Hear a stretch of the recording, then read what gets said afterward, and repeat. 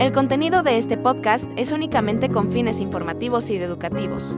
No debe ser considerado como un consejo médico profesional ni sustituir una consulta con un médico calificado. Recomendamos encarecidamente que siempre busques la orientación de un profesional de la salud para cualquier duda relacionada con tu salud, diagnóstico, tratamiento. No te automediques ni te autodiagnostiques, ya que cada situación médica es única y requiere atención personalizada.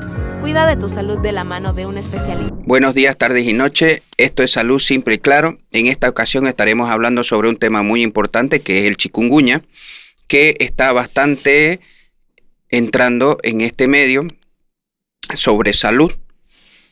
Y nuevamente tenemos como invitado al doctor Claudio Parada, que nos va a dar información sobre esta enfermedad. Gracias, doctor, por asistir nuevamente a nuestro podcast. Muchas gracias por la invitación, un saludo a todos y esperemos que lo que compartamos sirva de utilidad para la comunidad. Una enfermedad bastante curiosa, ¿no es cierto? Sí, la verdad que es una enfermedad bastante curiosa y se confunde bastante con otras enfermedades. Por supuesto. Tiene la particularidad, primero por el nombre, bastante curioso porque no es de nosotros, es un nombre africano. Y el virus, si bien aquí nosotros lo conocemos con más cercanía desde el 2014, viene de mucho tiempo, mucho más atrás, digamos de los años 50, en el año 52, donde se identifica el primer caso, ¿no? Y como decíamos, el nombre no es de aquí, el nombre curiosamente es un nombre africano que significa doblarse por el dolor, por el síntoma que produce, ¿no? Gran dolor, sobre todo en las articulaciones, ¿no? Las coyunturas, ¿no es cierto? Y bueno, y esta enfermedad se ha vuelto novedosa ahora desde el año pasado, sí. Nosotros lo tenemos particularmente desde el año 2014 en adelante, sobre todo el 2015, que fue el primer caso, digamos, propio, autóctono, y que, bueno, como bien mencionabas, tiene una cercanía por el parecido al comienzo de algunos síntomas con sus hermanos de mosquito, como suelo decir, porque es una enfermedad transmitida por un mosquito y las otras dos enfermedades, o tres en realidad que comparten, son el dengue y el Zika, ¿verdad? Entonces ahí es donde la mayoría cree que o puede confundirlo si no entiende de medicina o no tiene un poco más de información. Lo importante es que el personal de salud que está capacitado para ello distinga o tenga cierta sospecha. Eso es lo primordial en un inicio. Comparativamente con los otros, digamos, entre los tres, salvo la fiebre amarilla, que también la transmite este mosquito, Aedes aegypti, que es famoso, ¿no es cierto? Es que, bueno, el fiebre amarilla tiene vacuna permanente. Ahora el dengue y el chikungunya ya tienen, pero están en una fase recién de comienzo. Entonces, de lo que uno se preocupa preferentemente es que no sea dengue primero, por la fase hemorrágica. Esta enfermedad no lo tiene. Sí puede matar en baja, no tiene tanta gravedad como la otra. Y bueno, lo que hay que saber primordialmente es que este año ha sido muy característico porque ha subido mucho los casos. Nuestra incidencia pasó de casi ni un caso cada 1.000 habitantes, no llegamos ni a 1, y ahora pasamos a 10. Entonces, y para colmo, tenemos el registro de la pérdida de 4 personas, ¿no es cierto? Sobre todo niños o los mayores de 65, ¿no? Perfecto, doctor. Entonces nos está diciendo y comunicando justamente de que esta enfermedad ha entrado bastante, ha aumentado los casos. Sí, por supuesto. Ahora, ¿cómo nosotros podemos, a la gente, cómo puede reconocerla? No tanto desde el punto de vista médico, para que él vaya y asista a nuestro centro de salud. ¿Hay un tiempo de evolución, un tiempo de que se contagia o el mosquito viene y pica inmediatamente ya aparece la enfermedad o hay un periodo de...? Claro, como toda enfermedad tiene su periodo en el cual, bueno, primeramente el mosquito tiene que picar a un enfermo, pero un enfermo que esté en su primer semana donde llamamos viremia cuando tiene mucho virus activo. Entonces lo pica y inclusive dentro del mosquito puede evolucionar, también tiene su periodo de incubación, hasta que se vuelve también infeccioso en el mosquito también. Estos mosquitos, no olvidemos que no es que viven 2 días como uno cree, sino que viven hasta 6 semanas, entre 2 y 6 semanas. Entonces, en ese periodo, el virus, al picarle al enfermo, ¿cierto?, lo porta y al picarle un sano, le transmite la enfermedad. Ahora, pasa un tiempo, aproximadamente entre 2 y 7 días, en los cuales puede que no pase nada o puede que aparezca el primer síntoma, con un rango de 2 hasta, digamos, 10, 12 días, ¿no? El rango significa que no es siempre el mismo, pero que en ese periodo de tiempo no parece, uno está preparando, o el virus se está preparando para producir los síntomas o provocar lo que es lo mayor que sentimos, que es la fiebre, ¿no? Es una fiebre de 38,5, hay que tomarla siempre la temperatura, no es solo la sensación, y permanece, y es permanente. Y 2 días después empieza lo que la caracteriza por sobre todo, que es el gran dolor de las articulaciones. No tanto de los músculos, pero sí de las pequeñas articulaciones, de las muñecas, de los codos, las rodillas. Y es realmente lo que aflige mucho al paciente y lo lleva a consulta. Eso debería llamar la atención. Me parece una ataque de reumatismo. Sí, otra cosa que después vamos a comentar, porque puede activar algunas enfermedades reumáticas si se hace crónico.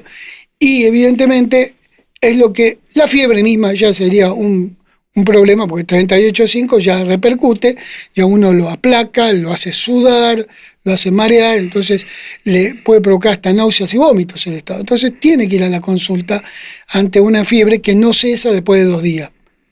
1 o 2 días que no cesa, en 38,5 siempre hay que consultar. Hay que evitar la automedicación, que lo vamos a charlar.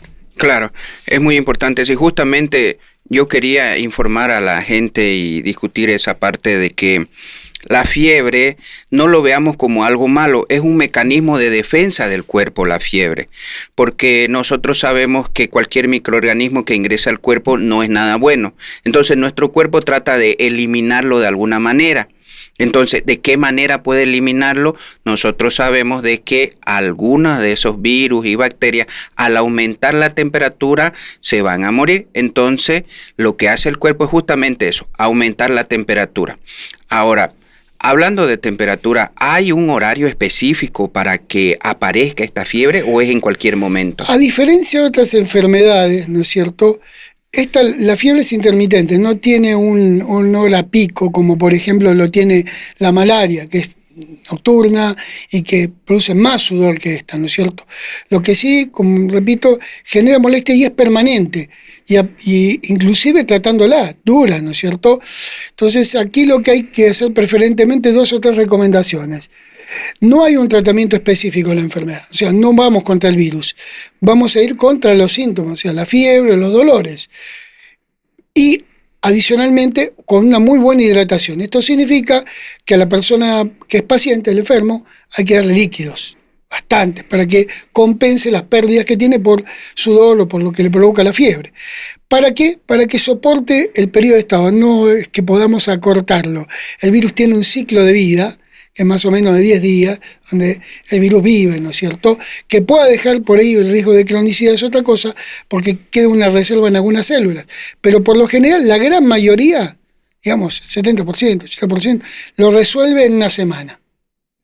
Y hay que dar una buena noticia. A diferencia del dengue y las dudas que tenemos con el Zika y otras enfermedades, esta la podés tener una sola vez en la vida y después tenés inmunidad permanente. Te curás. Y después no te vuelves a enfermar.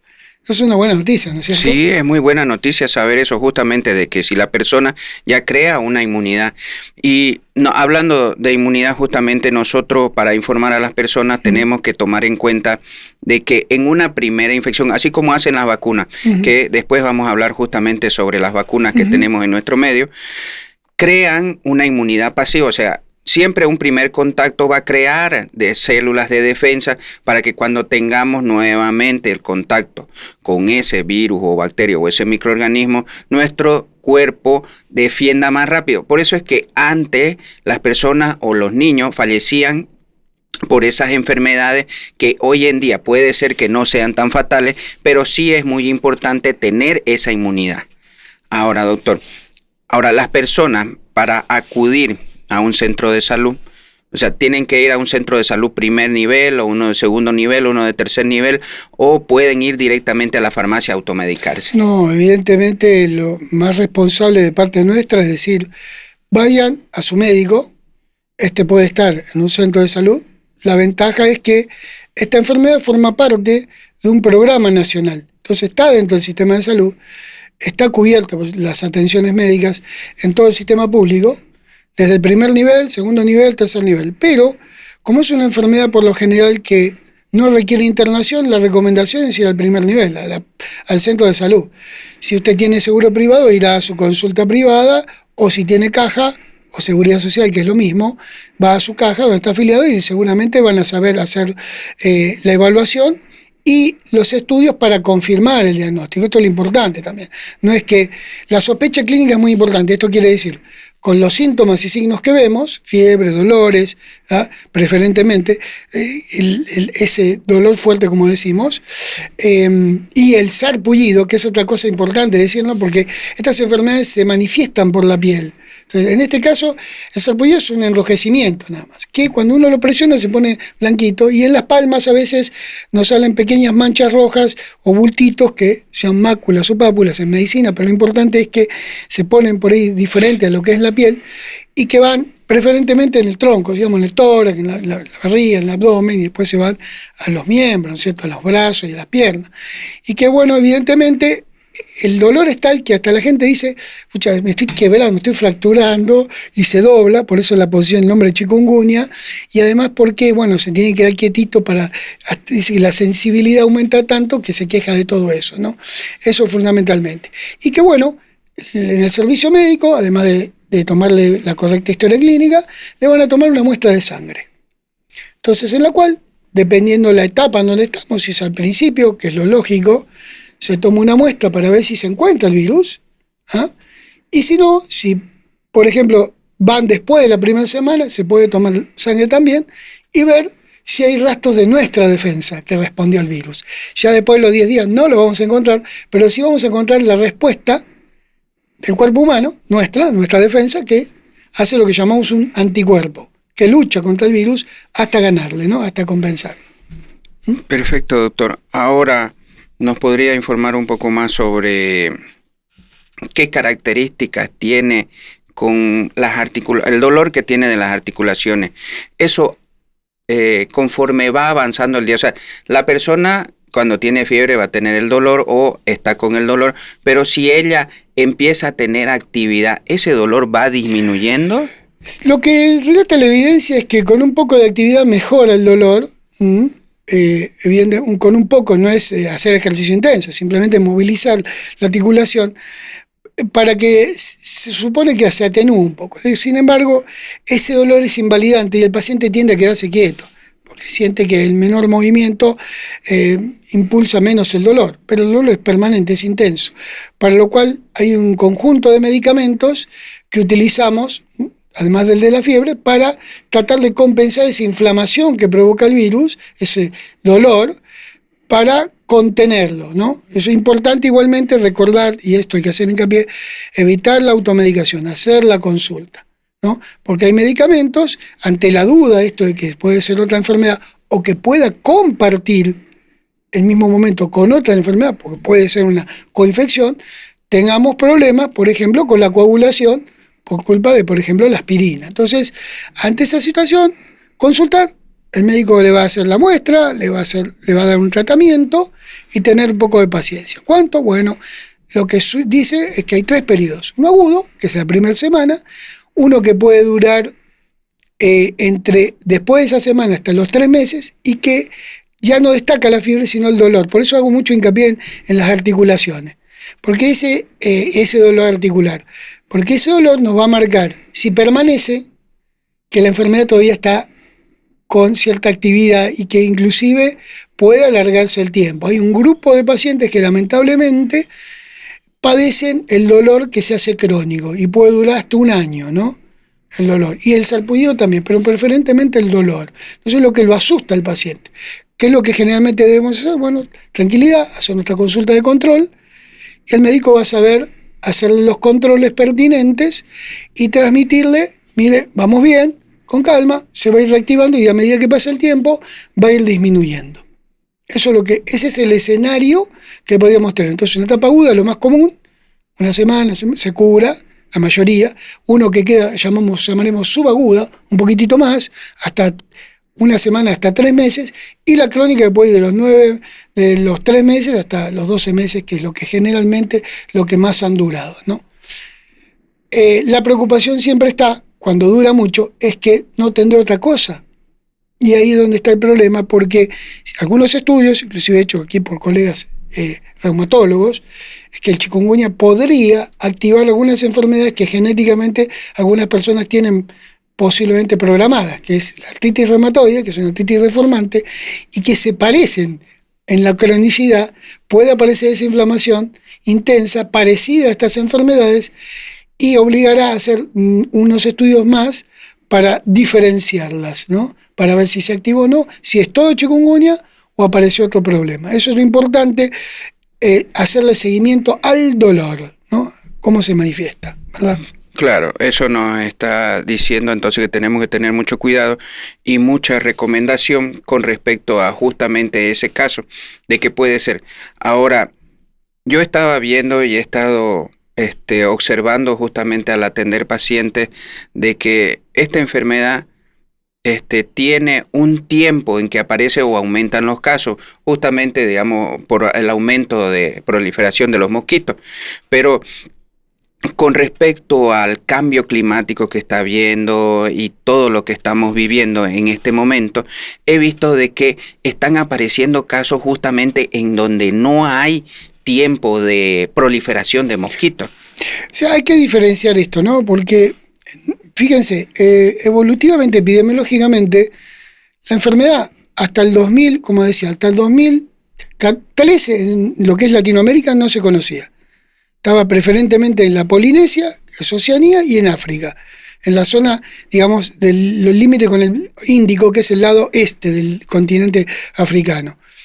Y por algunas razones, además del cambio climático, algunas actividades, por ejemplo, lo que supongo podría ser una hipótesis buena para Sudamérica, aparece el primer caso identificado en 2013 en unas islas pequeñas del Caribe, esas que están al lado de Cuba, Bahamas, Puerto Rico. Aparece una isla pequeña en donde se llama San Martín, ¿eh? O si alguno quiere ver, es una zona particular, y se encontró el primer caso. Para nuestra situación, el primer caso llamaremos... para Sudamérica aparece en la isla de Pascua, que es parte del territorio chileno, pero entender que esa parte del territorio pertenece a la zona oceánica, es una isla, y posteriormente nosotros identificamos aquí 3 casos en 2014, pero no eran nuestros. ¿Qué quiere decir con esto? Son personas que se infectan en otro lugar, supónganse voy de vacaciones o por trabajo a un lugar donde hay mosquitos o donde está la enfermedad, preferentemente el virus. Repito, el mosquito ya vivía aquí, ¿no es cierto? Y trajo consigo el virus, ¿no es cierto? Aquí lo picaron los mosquitos y empezó la broma a partir de enero de 2015, que tenemos nuestro primer caso en Paurito, acá casualmente Santa Cruz, porque Santa Cruz es el centro donde más casos hay, ¿no? El lugar regional de Santa Cruz, de Bolivia, donde más casos tenemos. Entonces hay que entender la progresión. Le hablaba de una hipótesis. Bueno, no hay que olvidar que hubo eventos muy importantes a nivel internacional en el país que más casos tiene, que es Brasil, que fue un mundial de fútbol y una olimpiada. Entonces, no es que vinimos solamente los vecinos a ese evento, vinieron un montón de gente. Sí, vinimos. Entonces, si el mosquito vive aquí y viene gente de otros lados con el virus cargándolo, te pica el mosquito, contagia a otros y la enfermedad se empezó a quedar. Entonces, de algo que era accidental, se transformó en algo endémico, como pasa con el dengue y como después en 2016 pasó con el Zika, que tampoco conocíamos. Entonces, esta enfermedad, si ustedes me preguntan, ¿llegó para quedarse? Sí.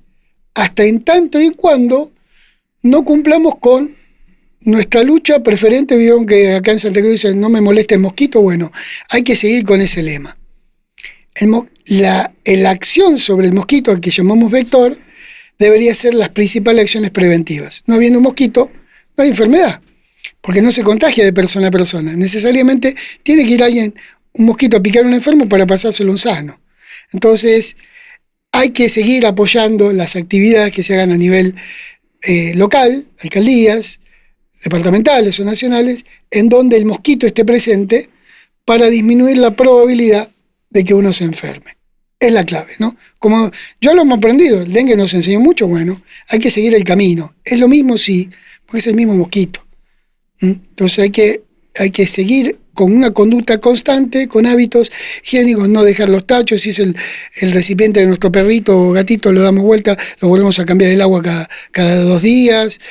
Hay que revisar las macetas, sobre todo cuando viene la época de lluvias. Entonces, de acuerdo a tu pregunta, para ser más puntual, es que si aumenta la cantidad de mosquitos, o en temporada húmeda o hay criaderos, seguramente va a haber más casos.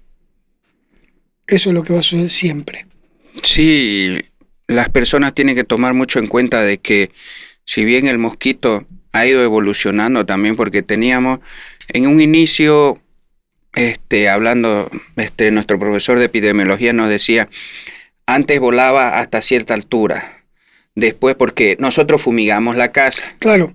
Fumigamos la casa, entonces volaba hasta cierta altura. Entonces después evolucionó y fue volando un poco más alto. Igual el tiempo de vida que tiene el mosquito y que tenemos que tomar mucho en cuenta, y es muy importante, de que este mosquito, si no mal recuerdo, se prolifera en agua limpia, no en agua sucia. Correcto. Entonces, si nosotros, como usted dice, el bote del perrito, la maceta, o quizá en un tacho que tenemos ahí, el agua, o sea, nosotros la vemos limpia y decimos, no se va a proliferar el mosquito. Siempre dice la gente de que es en agua sucia, en una llanta, en cualquier, por más pequeño que sea un pequeño reservorio de agua, ya se puede proliferar ahí. Está claro eso, el mosquito, el Aedes aegypti, el mosquito hembra, que es el que pica más, y el que transmite la enfermedad, porque tiene necesidades permanentes de ello, tiene hábitos, preferentemente en los extremos del día, la mañana y la tarde-noche, donde más salen a picar. Digamos, y el tema es que, como decías, los lugares de agua clara, o agua cubierta por sombra, no muy expuesta, no esté sucia, son lugares muy aptos para que el mosquito prolifere muy rápidamente. En la superficie forma sus larvas y sale después el adulto. La mayoría cree, como comentabas, la fumigación es una respuesta, sí, pero contra el adulto, no contra la larva digamos, el criadero. Por eso es mucho más efectivo trabajar sobre los criaderos, aunque trabajemos por todo, porque evitamos que se desarrollen los mosquitos. Habida cuenta que el adulto vamos a fumigar, hay que eliminar los criaderos preferentemente.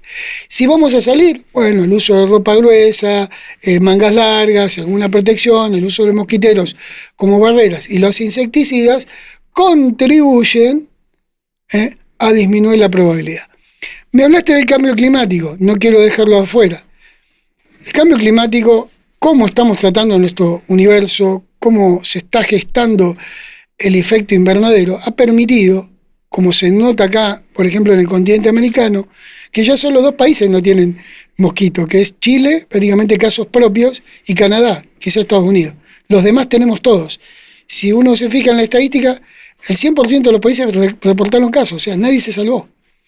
Salvo los que no tienen mosquito autóctono, que no van a generar epidemias propias, sino prestados, que son los que viajamos y podemos, digamos, si nos pica un mosquito, transmitirlo a otro sano, ¿verdad?